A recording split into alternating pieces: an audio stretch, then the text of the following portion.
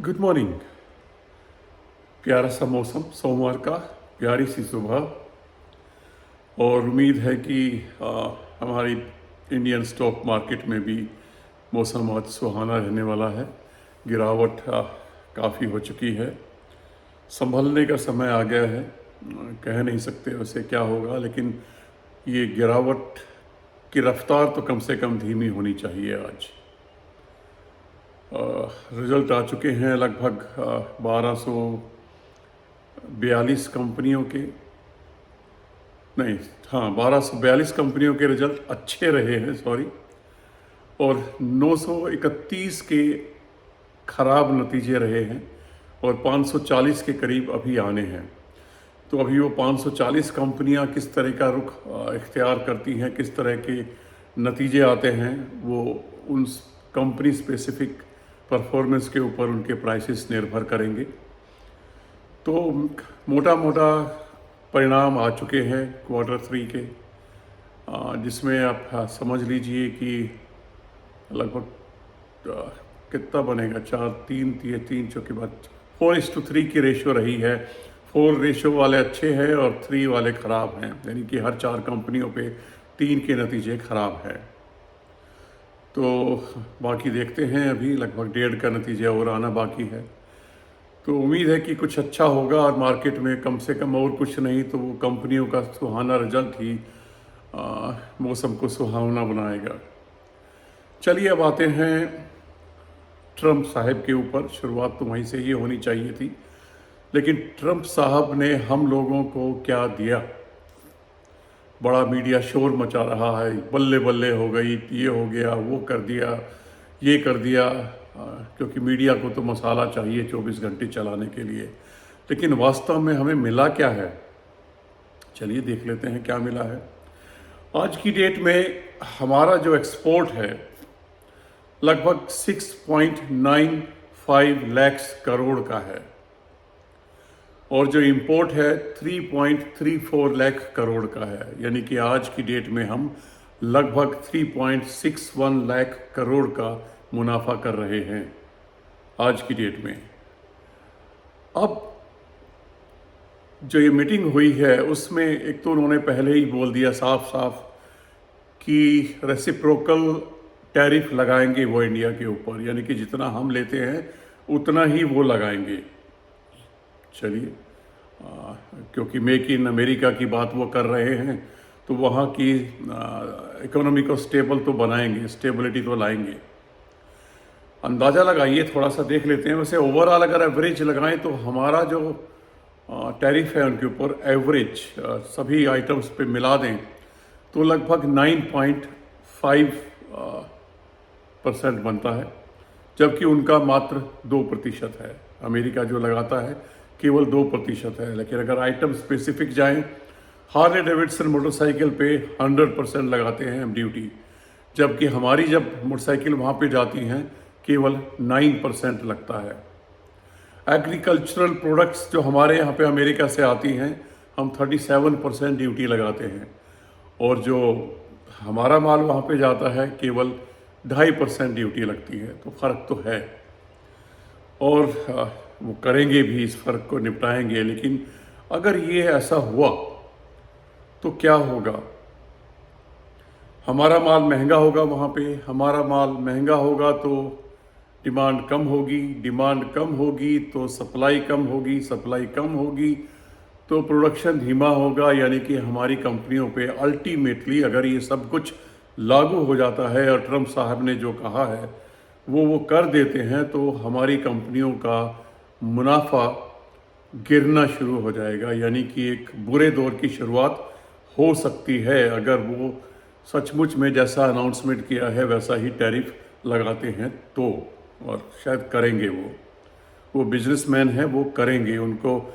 उनके लिए जीवन और मरण का सवाल है। इन 4 साल में अमेरिका को स्ट्रॉन्ग बनाना है।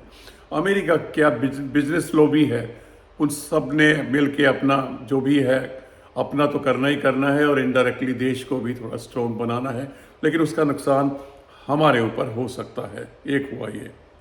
दूसरा, हमारे ऊपर थोप दिए हैं कि हमको F-35 एयरक्राफ्ट खरीदने पड़ेंगे। ये वो F-35 हैं जिनको कुछ दिन पहले एलन मस्क, जो खास सिपहसालार हैं ट्रम्प साहब के, उन्होंने कबाड़ बोला था। यानी कि हमारे को F-35 जो तथाकथित कबाड़ है वो खरीदना पड़ेगा, ये फैसला हुआ। ऑयल एंड गैस भी हम वहाँ से खरीदेंगे, कंपेरेटिवली रशिया के महंगा पड़ेगा, तो अंडरस्टूड है, हमको वो भी खरीदना पड़ेगा। तो एक टैरिफ हुआ, ऑयल एंड गैस खरीदना हुआ, F-35 हुआ, और इसके अलावा सबसे बड़ी विचित्र बात, उनके न्यूक्लियर इंस्ट्रूमेंट्स भी, न्यूक्लियर पुर्जे भी हमको खरीदने पड़ेंगे। न केवल खरीदने पड़ेंगे, हमको अपना न्यूक्लियर डिजास्टर लॉ में अमेंडमेंट भी करना पड़ेगा। जो कभी जमाने पहले भोपाल की यूनियन कार्बाइड में जो कांड हुआ था, आपको याद होगा, जिसमें वो बच के भाग गए थे। तो इसका मतलब ये हुआ कि अगर वो अमेंडमेंट हो जाता है तो हमारी धरती पर उनकी कंपनियां जो कुछ भी करेंगी तो वो बच निकलने में उनके लोग कामयाब हो जाएंगे। तो मोटा मोटा ये अचीवमेंट है हमारा, जो हमारे प्रधानमंत्री की यात्रा के बाद हमें मिलने वाला है। तो आप देख लीजिए, जो मुझे याद आ रहा था मैंने बता दिया। इसमें कितना मुनाफा हमको होने वाला है ये तो वक्त बताएगा आने वाला, लेकिन मुझे कोई शंका नहीं है कि ये लागू नहीं होगा, ये लागू होगा, हर कीमत पे लागू होगा। थोड़ा बहुत नेगोशिएशन हो सकता था पर नहीं हुआ। क्यों नहीं किया गया, क्यों वो इतनी जल्दबाजी की गई? अभी तो ट्रम्प साहब ने ढंग से ऑफिस भी नहीं संभाला था। क्यों इतनी जल्दबाजी से ये यात्रा प्लान की गई, अपनी समझ से परे है। लेकिन अगर थोड़ा और देर से प्लान होती तो कुछ पॉलिसीज़ उनकी क्लियर हो जाती, नेगोशिएशन का टाइम मिल जाता, तो शायद हमारे देश के लिए बेहतरी हो सकती थी। चलिए, जो हो गया सो हो गया, हम क्या कर सकते हैं। तो ऊपर के लेवल की बात है, लेकिन हम रियल में सफ़रर होंगे। हमारी इकोनॉमी सफ़र करेगी, हमारी कंपनियां सफ़रर होंगी, स्पेशली टेक्सटाइल। हमारे यहाँ से टेक्सटाइल बहुत होता है एक्सपोर्ट। उसके बाद ऑटो पार्ट्स बहुत ज़्यादा जाते हैं। तो उसके बाद फार्मा और आईटी तो काफ़ी डिपेंडेंट है। बड़ी बड़ी कंपनियां, Wipro, TCS, Infosys, HCL tech, तो इन सब पे मुझे लगता है धीरे धीरे असर पड़ने वाला है। तो ये चीज़ आपकी जानकारी में होनी चाहिए। अब बात आती है अब हमारी शेयर मार्केट की। यूएस वाली तो थोड़ा सा गिरा डाउ और नैस्डैक थोड़ा सा बढ़ा, तो उसका कोई ख़ास फ़र्क हमें नहीं पड़ने वाला है। लेकिन जो फ़र्क आज पड़ेगा वो हमारे प्रधानमंत्री की यात्रा के फलस्वरूप जो ये फैसले हुए हैं, जो घोषणाएं हुई हैं, जो सिग्नेचर्स हुए हैं, उनका देखिए मार्केट किस तरीके से लेता है। पॉजिटिविटी तो कुछ लगती नहीं है, लेकिन अब देखते हैं ये मार्केट है कैसे लेता है, कैसे नहीं लेता, ये पता लग जाएगा।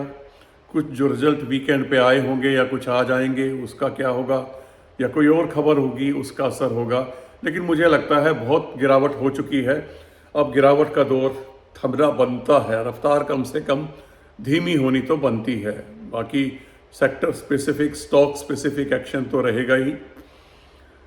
स्टॉक बहुत टूट चुके हैं। मिड कैप और स्मॉल कैप कितना दौड़े थे आप सभी को पता है।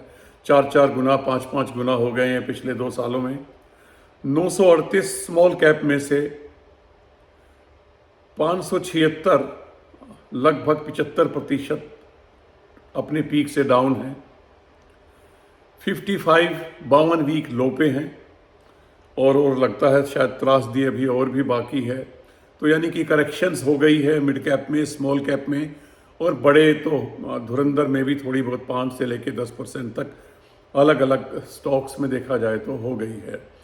तो ये बात तो अब आपको समझ में आ ही गई होगी कि जो बड़े वाले खिलाड़ी हैं, जो लार्ज कैप कंपनियां हैं, उनमें नुकसान कम होता है। यानी अगर वो उठते कम हैं तो वो गिरते भी कम हैं। और अगर वो कंपनियां Q3 के रिजल्ट खराब दे रही हैं, खराब दिए हैं, और वो उस वाले से नीचे हैं 15%, 20%, 25%, तो वो कंपनियां खराब नहीं हो गई। कंपनियां तो वही की वही हैं। सिर्फ रिजल्ट एक क्वार्टर का ख़राब हो गया है। तो मेरा इनडायरेक्टली कहने का मतलब है लार्ज कैप पे हमें स्पेशल ध्यान देना चाहिए, मौके तलाशने चाहिए। बहुत मौके हैं, बहुत गिर चुके हैं, बहुत गिरावट हो चुकी है। मुझे नहीं लगता कुछ अब ज़्यादा गिरावट बाकी है। थमेगी, एफआईज बेच रहे हैं, कोई शक नहीं है, बेच रहे हैं, प्रभाव पड़ेगा उसका, नेगेटिव पड़ रहा है। और उनके थमने की भी गुंजाइश अभी लग नहीं रही है, क्योंकि उनको अब अमेरिका अपने फ़ायदे की जगह नज़र आ रहा है जिस हिसाब से ट्रंप साहब चल रहे हैं। तो अब हम क्या करें अपनी मार्केट में? पहली चीज़ तो वो जो गिरावट पे हैं, 20-25% गिर चुके हैं, उन पे नज़र बनाएं। स्पेशली हैवी इंजीनियरिंग जैसे AVB, siemens, Larsen Toubro, Cummins बेहतरीन मौके दे रहे हैं।